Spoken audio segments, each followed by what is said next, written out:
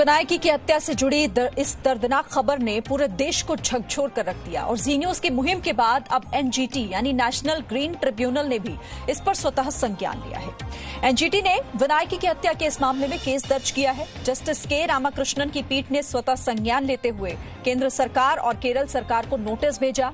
NGT ने पूरे मामले की जांच के लिए कमेटी का गठन किया है और 10 जुलाई तक रिपोर्ट मांगी है। इस जांच समिति में मुख्य वन संरक्षण अधिकारी, केरल के मुख्य वन्य जीव वार्डन, दक्षिण जोन के वन्य जीव क्राइम कंट्रोल ब्यूरो के वरिष्ठ अधिकारी, साइलेंट वैली पार्क के वन्य जीव वार्डन, संभागीय वन अधिकारी, मन्नारकाड़ और पुनालूर और पलक्कड़ के जिलाधिकारी को भी शामिल किया गया है। जांच समिति से एनजीटी ने केस की पूरी जानकारी और इस पर कार्रवाई की जानकारी भी मांगी है।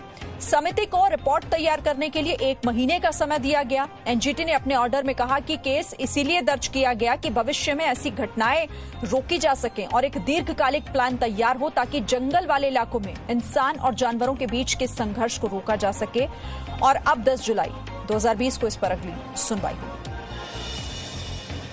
जी न्यूज की टीम लगातार केरल से ग्राउंड रिपोर्टिंग कर रही है। विनायकी को इंसाफ दिलाने की जी न्यूज की मुहिम लगातार जोर पकड़ती जा रही है और सरकार पर इस बात का दबाव बढ़ता जा रहा है कि जल्द से जल्द जो दोषी हैं उन पर कार्रवाई हो। इसी बीच जी न्यूज के पास एक रिपोर्ट हाथ लगी है और इस रिपोर्ट को जो आप देख रहे हैं अपने टेलीविजन स्क्रीन पर, ये केरल सरकार की तरफ से केरल के राज्यपाल को भेजी हुई रिपोर्ट है। सुरेंद्र कुमार जो कि आईएफएस हैं, मुख्य वन संरक्षण अधिकारी हैं केरल के, उन्होंने राजभवन को ये रिपोर्ट भेजी है।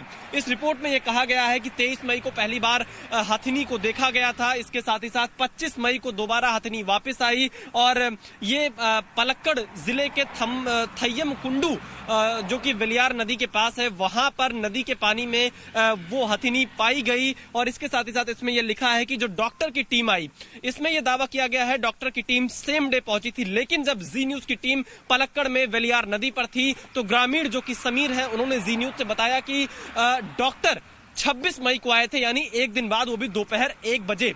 जो जी न्यूज की पड़ताल थी उसमें हमें ग्रामीणों ने यह भी बताया था कि डॉक्टर ने हाथ खड़े कर दिए थे, वो इलाज नहीं कर सकते थे, हथिनी को बेहोशी का इंजेक्शन नहीं दे सकते थे। और ये इस बात का जिक्र इस रिपोर्ट में भी किया गया है कि डॉक्टरों ने साफ मना कर दिया कि बेड हेल्थ कंडीशन के चलते वो जो बेहोशी की चीज होती है वो हथिनी को नहीं दे सकते हैं। इस रिपोर्ट में यह भी दावा किया गया है। अभी इनको ये नहीं पता है कि कब, कहां, कैसे ये एक्सीडेंट हुआ था, इसकी जांच होनी जरूरी है, ये लिखा है। तीसरी चीज इस रिपोर्ट में लिखा गया है कि ये पलक्कड़ जिले में नहीं बल्कि मलप्पुरम जिले में नहीं बल्कि पलक्कड़ जिले में ये घटना हुई थी। तमाम ऐसे सवाल है जिनका जवाब मिलना बाकी है और विनायकी को इंसाफ दिलाने तक जी न्यूज की टीम लगातार केरल में मौजूद रहेगी। आप पल पल की रिपोर्ट केरल से देखते रहिए। कैमरामैन एस जयदीप के साथ विशाल पांडे, जी मीडिया, केरल। तो विनायकी की मौत ने पूरे केरल को हिलाकर रख दिया है और पूरा केरल इस घटना से शर्मसार महसूस कर रहा है, क्योंकि केरल में हाथी सिर्फ एक जानवर नहीं होता, वहां पर उसे भगवान का दर्जा दिया जाता है। हाथी केरल में लाइफलाइन है, वहां की अर्थव्यवस्था में भी उसकी भागीदारी है, वो काफी अहमियत रखता है। लेकिन कुछ लोगों की करतूत ने केरल के ज्यादातर लोगों को शर्मसार कर दिया है।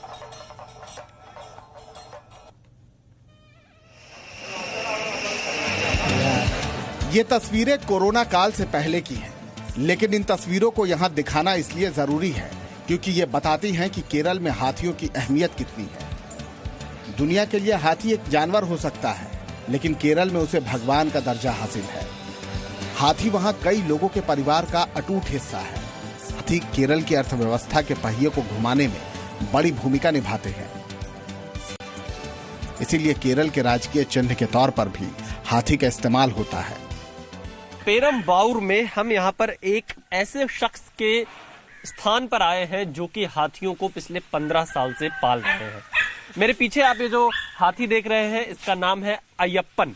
अय्यप्पन यहाँ पर भगवान अयप्पा के नाम पर इसका नामकरण किया गया है और 15 साल से एडवोकेट अरुण कुमार इस हाथी को पाल रहे हैं। आप देखिए, क्योंकि केरल में हाथी को भगवान का दर्जा दिया जाता है, भगवान श्री गणेश का अवतार है हाथी, और इसीलिए यहाँ पर पूरी तरह से ख्याल रखा जाता है हाथियों का, अच्छे से उन्हें पाला जाता है और ये माना जाता है कि हाथी है तो सब कुछ शुभ होगा, अच्छा होगा। और यहाँ के लोगों की आस्था, श्रद्धा हाथियों के प्रति इतनी ज्यादा है कि दिन में आकर कई बार यहाँ पर हाथियों का ख्याल रखते हैं, उनकी देखरेख करते हैं, उनको खाना खिलाते हैं, उनको पानी पिलाते हैं, साफ सफाई करते हैं और इसके अलावा एक आत्मीय रिश्ता बन जाता है परिवार के सदस्यों का हाथियों के साथ में। मेरे पीछे आप ये जो अय्यप्पन को देख रहे हैं, ये अय्यप्पन पिछले 15 साल से इसी जगह पर है और यहाँ पर इसका पूरा ख्याल रखा जाता है, नारियल के पत्ते खिलाए जा रहे हैं और आप देखिए जो इनके परिवार के सदस्य हैं, यहाँ पर जो लोग हैं वो पूरी तरह से यहाँ लोगों को आते हैं सुबह शाम दोपहर और हाथी का पूरा ख्याल रखा जाता है।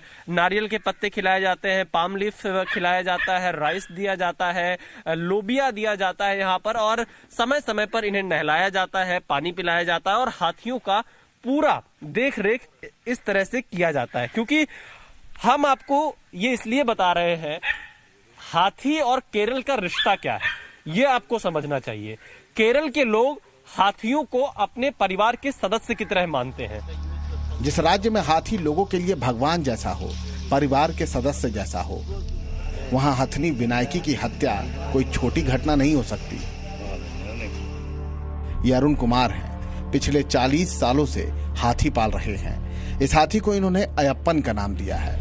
वो अयप्पन भगवान जिन्हें केरल में पूजा जाता है। तो आप समझ सकते हैं कि फिर हाथी वहां कितने अहम हैं। इसीलिए विनायकी की मौत की खबर इनके लिए सदमे की तरह है। यहाँ पर एक छोटे से ब्रेक के लिए हम रुक रहे हैं, फौरन लौटेंगे। No signal, no worry. Presenting Z News app with live TV, latest updates and expert opinion. Available on Google Play and App Store. Download it now.